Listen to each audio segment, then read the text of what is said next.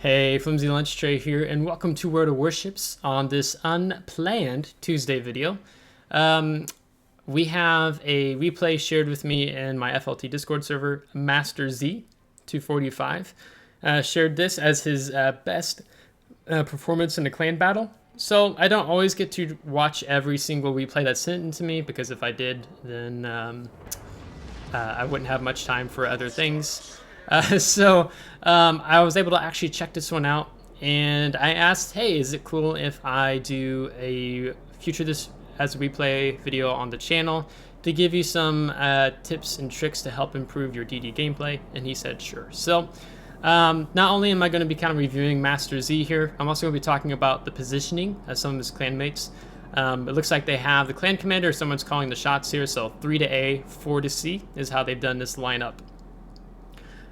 For those of you who are also particular about your camera viewing, Master Z does kind of jump around, and he's scrolls in and out sometimes too. So there's going to be different points that I'm going to be taking control of the camera just to help view your viewing pleasure as we go on here. So I'm going to go ahead and just tap out of it so I take control. So we got the Harugumo, very good tier 10 Japanese destroyer. It is of the gunboat line, and he has a 15.1 kilometer gun range and looks like 6.2 concealment. And I'm pulling up Harugumo now just so I can have a little bit more details on the guns. The guns, there's 10 dual purpose 100mm guns arranged in 5 turrets to serve as the ship's primary armament. So I'll look at this when the time comes. So it's actually rather funny. I already watched this battle and gave all of my thoughts and input, and I looked and I was recording audio, but I wasn't recording video, so this is a second take here. Okay, so we've been through this, so I can help give some good thoughts here. One of the things I noticed with your Marceau, I'm a little questionable of his positioning here. He went far out, which means that the Salem, Ghost Criffers, and Montana are going to be able to fire shots off on him. Or the enemy Marceau, he went in. So he's denying your Des Moines, he's denying your Christopher Colombo any shots because he went on the inside. So I'm not sure how well that trade's going. So again, not only am I going to be critiquing maybe some of your plays here, Master Z, and saying good job in different parts, but also critiquing some of your clanmates. And I'm only going off the mini-map, so I might get some things wrong. And if some of your clanmates disagree with me on the plays, that's totally understandable. I get it. Okay, so you've wandered into the radar range of the Des Moines. You've already opened up on him.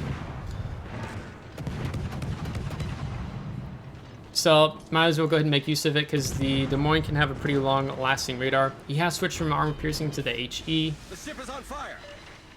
I don't know if I would have used the damage control party right at the start, in case there's another HE salvo come in on you, but doesn't look like there is. So looks like you've made it out all right there. So you're having to back off from the radar because you're trying to preserve that health pool. The other thing I wanted to notice on notate on the mini-map is your Des Moines player. Utilizing this island kind of positioned this way is really good, meaning that he can get his guns off on this enemy Salem, and if he's got the range, Ghost Criffers without being detected. Now that usually works out pretty well. The problem is right now is that this Marceau, he's somewhere lingering out in this area, and it could be dangerous if he gets in close. So I'm not sure if your Des Moines player is dark, but I'd be very conscious of that Marceau if I were him. Another thing I'm not entirely certain on is your Thunder player moving up to 6th line. You don't see Thunder too much in clan battles because she has a low health pool. While she does have decent reload time on the guns and really good fire starting chance, I'm not entirely sure how that is going to go with your Thunder player. So we'll keep an eye on his health pool. So I'm just questioning it right now. Not so much maybe dissing it, but I'm just questioning it right now. Now your torpedoes have a 12-kilometer range, so the Puerto Rico is going to sail, is coming into your torpedo range now where you fired them, but I'm not so sure if the Puerto Rico is going to be lingering on this area. He's probably looking to turn and kite away. At least if I was Puerto Rico, that's what I would do, because he has a Moskva, he's got a Minotaur, and a Thunder, all pushing in his general direction. In the meantime, we've lost your Christopher Colombo. He was showing a lot of broadside when he moved out from this way, so it would have been better for him to have turned and kited away, or not get that close. As one of the big things that a lot of players struggle with is having patience. So a little more patience, because you're a 4 versus 3 on that flank. And we saw the Des Moines player, he gets closer to the island. Here comes the Marcel. The Thunderer player is actually conscious of this, and you're going to see how the Thunderer player steps in to help out. The Thunderer knocks out the Marcel, but the Marcel dumps his torps off on the Des Moines. So if the Des Moines player ends up watching this, I don't know if you already had used your radar and hydroacoustic search, but if you don't necessarily use those at the same time, because you didn't really need to in the beginning because that Marceau was there. But alternating between the two will help keep that Marceau in check. So if he does rush up around the island, you have a little bit of a heads up. But that was a difficult position because of how that Marceau lived. So now the Marceau player is going to be forced to kite away, because taking on a Ghost Crew first, Montana and Salem is not going to be a great thing. Now Master Z here has done some, been doing some work. He has been, he did at different times utilize the islands to conceal his concealment, where he can fire his guns freely without being detected. One of the things I'm questioning here, though, because you seem to almost be playing the Harugumo as a cruiser, light cruiser, which I kind of get because it's Harugumo and you have this really good gun range. But your Minotaur is kind of leading the charge here, and he's got a gearing somewhere around there. If you were further up, you could help him in case the gearing pops up to eliminate him more quickly, but also step on the Bravo cap and flip it sooner. So you're back here with the Moskva versus being up closer to the Minotaur. You're a destroyer. You should be up closer to your Minnow teammate, would be my suggestion in this case, just to help him out a little bit more, particularly if that gearing has me more concerned right now. What is that gearing up to? So he's going to take a ram from his clanmate here in the Moskva. So they've taken A. You have the Marceau's kiting away now. Good, good. Can't do much there. But this Thunderer is, he's done well because he's putting the island between him and the Montana and the Grosso Curvers that are moving in. Because Puerto Rico really isn't a major concern for him anymore at this point. Because he's sailing down this way, because they're probably going to make a push onto C. Your Moskva just lit his radar and popped the gearing right here. So you are, looks like you're looking straight. Because you're in this position already, I would have suggested slowing down as soon as that gearing got lit on radar to see if maybe you could get guns off on him. But it looks like it's too late now because the Moskva's radar doesn't last very long. Because you're there, versus what I would critique you more on already being up here in Bravo a little bit ago, because you get to utilize your concealment a bit more. So the Minotaur is making good use of the island. He is going to be lit here momentarily by the Montana and Gross Curvers, and he stopped firing. So it looks like your Minotaur player is aware of that fact. And also the Puerto Rico's on the A line, so he's probably might be outside the gun range. So I would have your guns looking off to your left, because the gearing could be coming back up around. I would be doing that, or he could be coming down here because there's this gap, it's kind of a hole in your defense line here. So that gearing might be moving down. So for example, if you had already taken the cap at this point, I would be considering being more in this area, because you can't do much with the Puerto Rico. Puerto Rico's outside your gun range right now. In fact, your Minotaur just lit the gearing with his radar, so it's a Minotaur. I love it. So he's going to punish the gearing now for coming in, because the gearing just screwed himself in that position. So, but if you had been moved more down here, you'd be able to chime in and help out. But it looks like you're going to be dumping some torpedoes on this Montana. And go ahead and smash the torpedo reload booster. So I would have already liked to see you use the torpedo reload booster by now, because instead of having six torps on Montana, you'd have 12. Okay, so you just popped it, and now you're getting your second set off. Now the danger, the risk is this longer time you take to pop the reload booster. This Montana can see this first set that's coming in. I'm gonna take control of the camera. This first set coming in and turns in. So you've revealed yourself, you're firing. So if I was the Montana player, I'm like, oh, Harugumo, there's probably torpedoes coming in. I would already be turning in if I was him. It looks like you're using free look here. I'm trying to give you control of the camera. But he doesn't seem to be very aware of that, and he's reacting very poorly to it. So you are gonna land torpedoes here from your second set. Other thing I want you to notice here is the number of non-pins you're gonna get over penetrations. You just lose your Moskva. You're doing a lot of free looking shooting here, and you're gonna have more non-penetrations by the end of this than pins. I would have highly encouraged you to, there's no need for you to free look right now.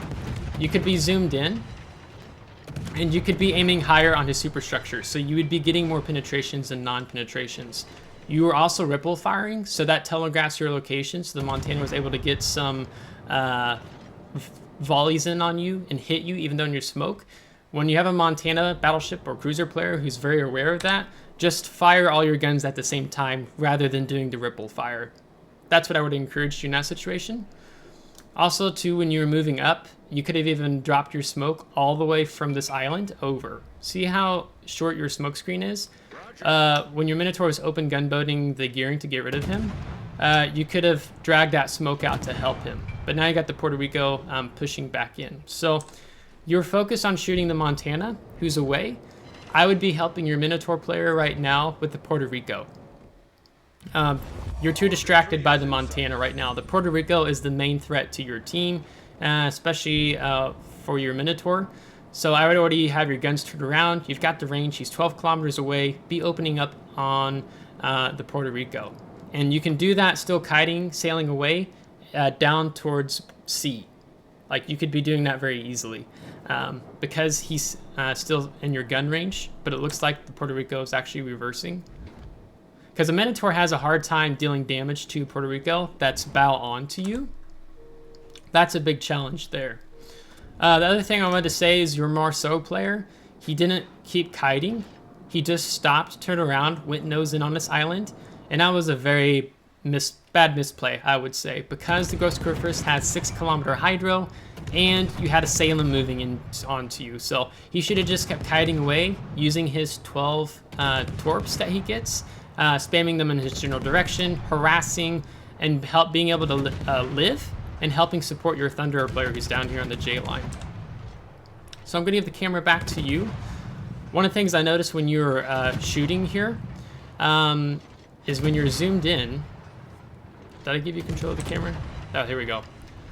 When the Salem was sailing across the screen, I don't know if we're going to get an example of this again or not, but when the Salem was going pretty fast, the Salem was basically far right of your screen over here, and you can even see him when you're shooting.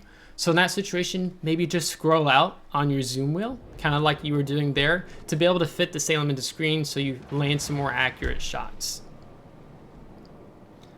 And I'm pretty sure between you and the Minotaur, you would have been able to take out the Puerto Rico.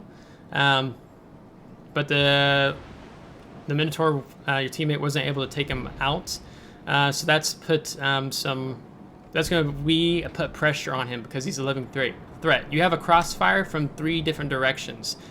So no matter how your Minotaur player turns in or out, he's showing broadside to someone, okay? So it looks like he just fired at your Minnow.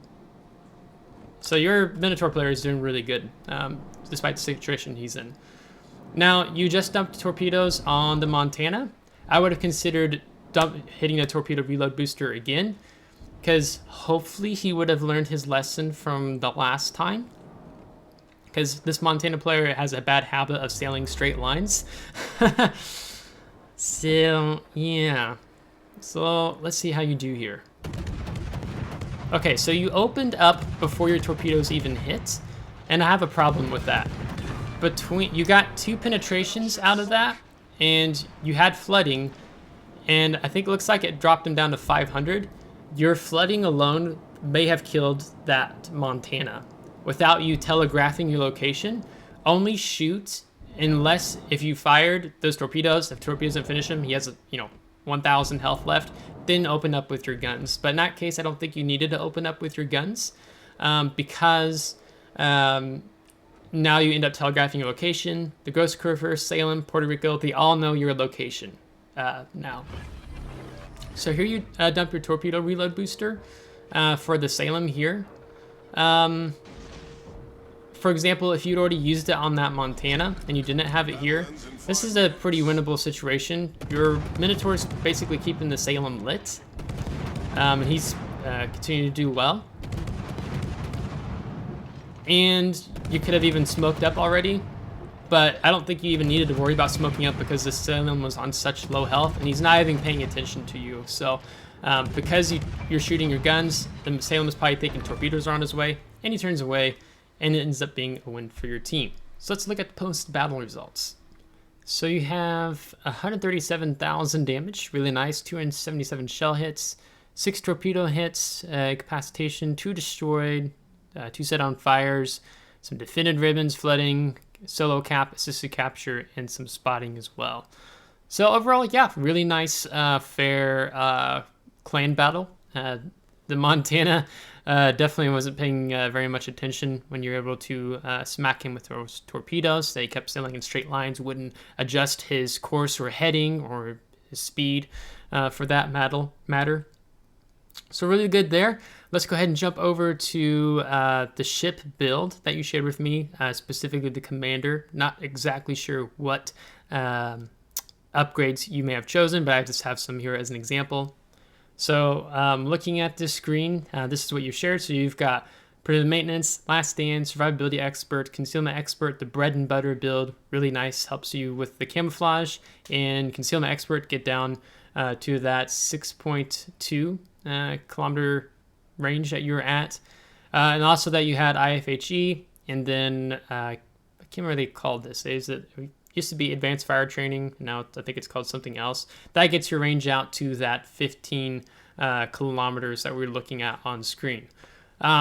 Really loving the IFHE choice, because when we look at the main battery towards the right, the HE penetration, that gets you from the 30 millimeter penetration you had before up to that 37 millimeter penetration, which means you can pin a lot of cruisers, even battleship armor, like the bow and stern particularly, just depending on what ship we're talking about. But definitely cruisers, so that really makes you a threat with the build you have going on here. So really good stuff there. So let's go back to the post-battle results. And the two biggest things I want to make note of is your positioning and firing of your guns. So, for example, when you're pushing up towards the cap, where the Puerto Rico and Des Moines and the gearing were, you backed off. I mean, you needed to back off when you got lit with the radar. That was not questioning that decision. It was more once that Puerto Rico was 12 kilometers away and then eventually 15 kilometers away outside your gun range. Ideally, with your concealment, you should have been pushed up there with your Minotaur teammate. You would have been able to step on the cap sooner, and you're also able to help defend him with what the gearing's doing. The Minotaur did a good job avoiding torpedoes. And when you're earlier positioning too, you were doing good. You utilize islands at different points, so there was some concealed fire without having to use a smoke screen. So want to give you compliments there. But maybe pushing up with your Minotaur player sooner to get that cap. I would have advised that. And then when that Montana, when he came up, because your Minotaur is a radar instead of smoke Minotaur, dragging out that smoke from that island along the cap forward would have helped him out, and he probably could have moved in to help contribute and maybe focusing on the Montana. But you had your smoke screen. It was just for yourself and how you used it.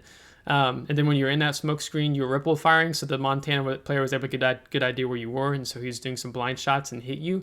So I wouldn't ripple fire when you have a battleship or cruiser player who's doing that to you. Just fire all your guns off at once, because then he has a harder time figuring out maybe where you're at in the smoke.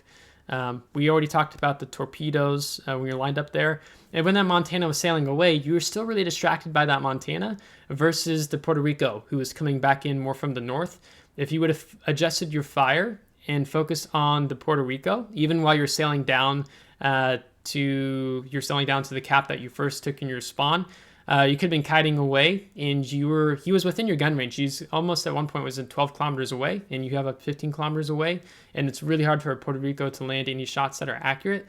So you could have been kiting away, firing on the Puerto Rico, finishing him off. The Puerto Rico ended up living towards the end, even though he got really low on health. But again, the Minotaur has a hard time dealing damage to a heavy cruiser like that is bow on, versus being more angled to broadside to the Minotaur.